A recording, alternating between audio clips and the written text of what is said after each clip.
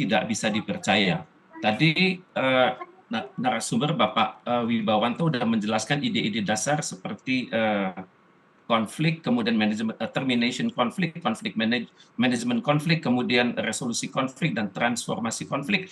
Itu akan sangat sulit dijalani ya, karena Iran berpikir Amerika Serikat itu sama sekali tidak bisa dipercaya dan jawabannya hanyalah satu, serangan balik. Jadi yang kita hadapi sekarang adalah adu senjata antara kedua negara tersebut dan tampaknya.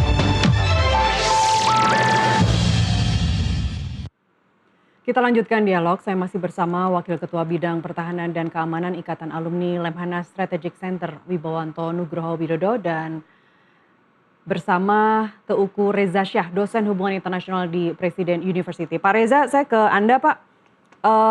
Kalau kita lihat setiap kali eskalasi militer mereda, ketegangan bertransformasi menjadi tekanan ekonomi, kemudian sanksi, perang proksi ataupun perang bayaran bukan benar-benar berakhir. Apakah itu yang akan kita hadapi, akan kita lihat di masa-masa mendatang, apalagi tadi yang sudah disampaikan oleh Mas Wiba dari kudeta 53, revolusi 79 sampai sekarang, krisis dari satu krisis ke krisis yang lain tidak ada rekonsiliasi yang tampaknya mendasar. Gitu. Terima kasih. Keadaan ini membuat pemerintahan Iran makin solid, bahwa Amerika Serikat itu tidak bisa dipercaya. Tadi narasumber Bapak Wibawanto sudah menjelaskan ide-ide dasar seperti konflik, kemudian termination konflik, manajemen konflik, kemudian resolusi konflik dan transformasi konflik. Itu akan sangat sulit dijalani ya, karena Iran berpikir Amerika Serikat itu sama sekali tidak bisa dipercaya dan jawabannya hanyalah satu, serangan balik. Jadi yang kita hadapi sekarang adalah adu senjata antara kedua negara tersebut dan tampaknya Iran sedang kesulitan karena basisnya di Lebanon itu sedang berpihak kepada Amerika Serikat dan Israel. Jadi kalau selama ini Iran bangga dengan mengatakan Lebanon itu adalah the crown jewel atau juga axis of resistance, itu sudah tidak ada lagi begitu. Kemudian kalau Lebanon itu bisa dijadikan landasan untuk menyerangan lewat ballistic missile, itu juga sudah tidak ada lagi gitu. Jadi yang Iran lakukan sekarang adalah meyakinkan kepada dunia bahwa dalam menangani krisis di Lebanon itu hendaknya berdasarkan resolusi-resolusi PBB yang ada. Dan kalaupun nanti Indonesia akan masuk, Indonesia juga harus memahami resolusi tersebut dari perspektif Iran, perspektif Lebanon, perspektif Amerika Serikat, dan perspektif Israel. Karena resolusi seperti 1701 ini yang menuntut penghentian total permusuhan antara Israel dan Hezbollah itu mengedepankan angkatan bersenjata Lebanon. Kalau sudah berbicara angkatan bersenjata Lebanon, tentunya angkatan bersenjata Lebanon tersebut akan sangat taat pada perkembangan terkini. Perkembangan terkini adalah trilateral framework tersebut, di mana mereka akan dibiayai oleh Amerika Serikat, dan yang rugi adalah masyarakat Lebanon sendiri. Kalau sudah begini keadaannya tentu Iran akan meningkatkan kualitas dukungnya pada Hezbollah atau mencari kader-kader baru. Dan untuk itu saya bisa melihat pada saat Iran masih kesulitan bagaimana menghadapi perkembangan terkini di Lebanon yang hanya berjarak 1.500 km dari Iran, dan di tengah-tengahnya itu ada Irak dan Syria. Tentunya Iran juga berpikir bagaimana nanti keikhlasan Irak dan Syria untuk bersama dengan IRGC. Dan ini adalah hal-hal yang menjadi pertimbangan Iran saat ini, dan juga pertimbangan Indonesia kalau kita ingin masuk, karena tentunya Indonesia banyak sekali membawa mandat dari Organisasi Konferensi Islam dan juga dari Liga Arab misalnya. Jadi untuk itu tentunya Indonesia juga harus hati-hati sekali memahami resolusi 1701 tahun 2006, kemudian resolusi 1515 tahun 2004.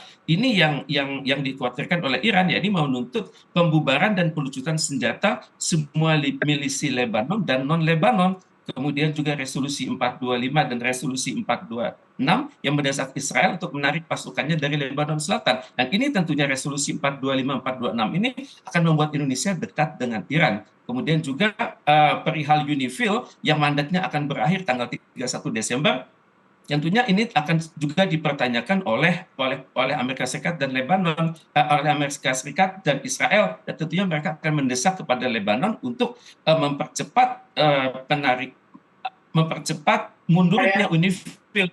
Dalam hal ini adalah mandat mereka tidak diperpanjang lagi. Demikian.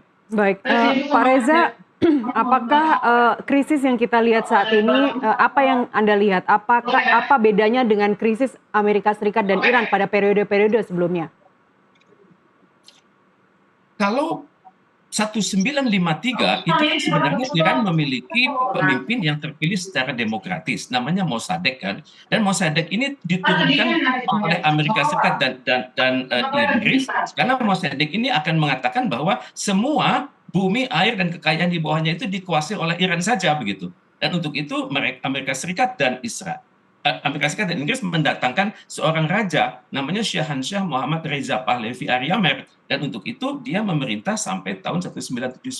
Tapi seorang kepala negara yang tidak demokratis, kepala negara yang jauh dari rakyatnya yang mayoritas beragama Islam Syiah itu tumbang. Dan saya perhatikan dalam hal ini memang Iran sudah bermusuhan total dengan Amerika Serikat sejak tahun 79 sampai sekarang, itu embargo jalan terus. Kemudian ini yang diminta oleh Iran adalah kendorkan sanksi primer dan kendorkan sanksi sekunder, dan untuk itu saya pikir 60 hari ke depan itu akan penuh dengan caci maki, di mana bagi Iran Amerika Serikat ini benar-benar menyimpang dari MOU yang sudah ditandatanganinya sendiri pada tanggal 18 Juni silam. Dan ini untuk kesekian kalinya mengingatkan masyarakat Iran bahwa Amerika Serikat itu sama sekali tidak bisa dipercaya. Kalau bicara pasti bohong, pasti bohong. Kalau terikat dalam perjanjian, mereka itu akan ingkar. Dan kalau sudah sama-sama menapaki semua items, dia itu akan menggunting dalam lipatan. Dan ini sudah persis seperti yang diingatkan oleh masyarakat Iran bahwa Israel akan menjadi duri dalam daging. Dan untuk itu saya perhatikan, ya krisis akan semakin kuat. Dan untuk itu, ya negara-negara di Timur Tengah harus jelas kemana mereka akan berada. Apakah mereka menghidupkan perjanjian rahasia yang mereka punyai dengan Amerika Serikat, atau mereka diam-diam membiarkan Iran menyerang Israel, karena sebuah Israel yang semakin kuat akan membahayakan negara-negara Arab itu sendiri. Target Israel selanjutnya adalah Turki dan Mesir untuk masuk ke dalam Greater Israel atau Israel Raya, dan mereka sudah sama-sama melihat bahwa Lebanon sekarang sudah semakin dekat ke pangkuan Israel. Dan untuk itu kedepannya saya perhatikan krisis akan semakin luas, dan kalaupun Indonesia ingin masuk, ya tentunya kita hanya bisa mengandalkan dukungan dari OKI, GNB, dan juga banyaknya resolusi yang dihasilkan untuk meminta Indonesia berkinerja dengan beberapa negara di Timur Tengah tersebut. Dan saya pikir ini adalah saat yang tepat bagi Indonesia untuk masuk guna mencegah meluasnya perang ini menjadi perang regional. Demikian. Kalau saat ini, saya beralih ke Mas Wiba ya, kalau saat ini tadi Pak Reza bilang Indonesia sudah tepat untuk masuk begitu. Saya ingin menggeser ini ke sudut pandang Global South, terutama termasuk Indonesia sendiri. Apakah konflik ini seharusnya diposisikan terutama sebagai isu-isu normatif dalam artian mengacu kepada hukum internasional, atau isu kepentingan ekonomi? Di situ ada energi, ada perdagangan, atau sebenarnya justru peluang untuk meningkatkan profil diplomasi negara-negara Global South saja? Mas Wiba masih mute audionya? Ya, jadi prinsip pertama itu negara Global South itu adalah negara yang kaya akan kekuatan potensial, tetapi kalah dalam hal kekuatan real. Makanya 80% wilayah 80% populasi dunia itu ada di Global South, ya. Tetapi Global South itu hanya 20% GDP dunia. Nah, teritorinya juga gitu ya, 80% teritori dunia itu ada di Global South. Ya. Penduduknya juga sekitar segitu ya. Negaranya juga 144 negara di Global South, 66 negara sekitar segitu di Global North gitu. Jadi kalau pertanyaan adalah Global North, Global South, saya akan jawab begini. Indonesia itu negara di Global South, ya. Dan Indonesia itu paling besar secara kekuatan potensial di ASEAN. Sementara Singapura walaupun secara fisik geografis ada di Global South, tetapi Singapura itu adalah bagian dari Global North. Jadi Singapura adalah negara terbesar dalam hal kekuatan real, kekuatan ideologi, politik, ekonomi, teknologi, sosial, ya, dan militer, ya.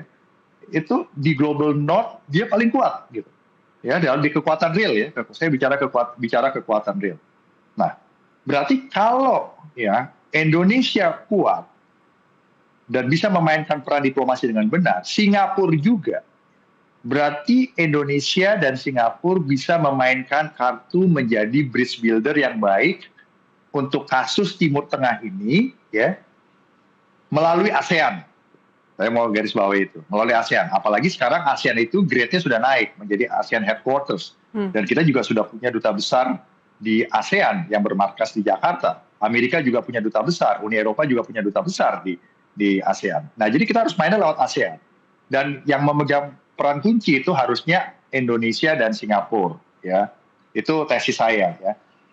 Nah, yang berikutnya, yang menjadi interest kita dari bagian Global South, ya, walaupun kita mendukung Palestina, walaupun kita mau ada two-state solution, kita adalah negara yang sedang menghadapi strategic challenge bagaimana mentransformasi kekuatan potensial kita menjadi kekuatan real, kan? Itu poinnya. Kalau ngelihatnya dari situ.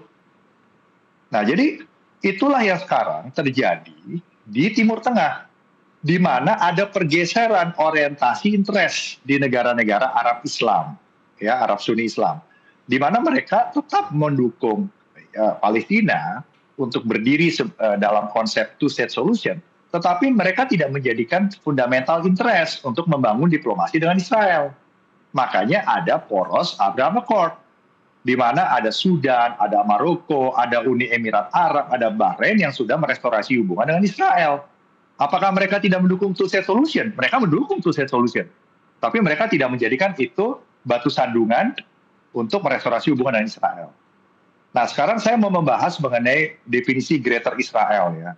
Nah, Greater Israel itu adalah konsep teologis, konsep ideologis yang diambil dari Taurat mereka tuh. Dari kitab Kejadian ayat 15 ayat 18, di mana Tuhan itu berjanji kepada mereka berdasarkan Taurat mereka, wilayah Israel itu nantinya akan seluas sampai daerah Jordan, sebagian daerah Arab Saudi, dan wilayah Libanon. Kapan itu terjadinya? Terjadinya pada saat Mesiasnya sudah turun tuh. Akhirnya bicara eskatologi. Pada saat sudah akhir zaman. Atau kalau orang Kristen bilang Kristus, kalau orang Islam bilangnya Al-Masih, Isa Al-Masih gitu.